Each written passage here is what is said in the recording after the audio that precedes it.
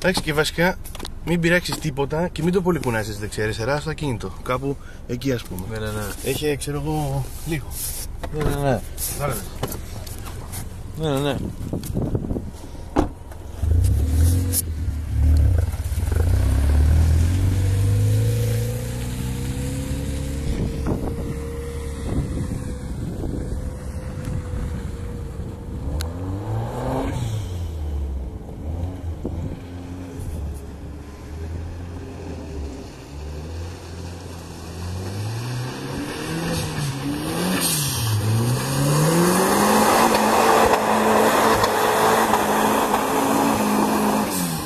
Χάλια!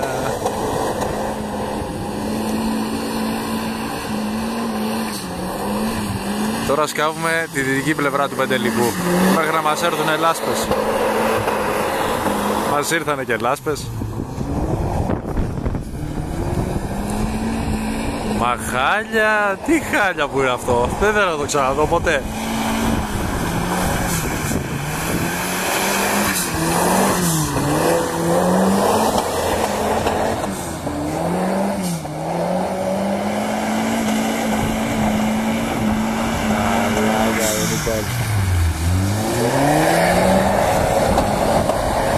Whoa.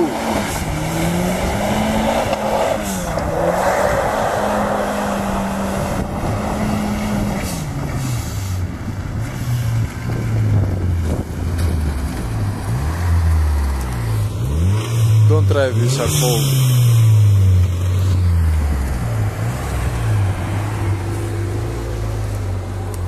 Πώς θα μπω ακριβώς? Βγες έξω. Βγες έξω, δεν μπορώ να μπω εδώ.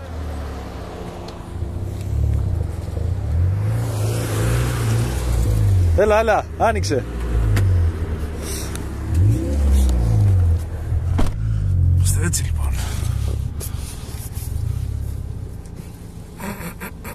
Καθαριστής είναι καινούργια πελίστα. Σημερινή. Βέβαια. Βέβαια. Πολύ ωραία πράγματα, για να δω. Ναι, συγχρονισμός λέει. Δεν πειράζει.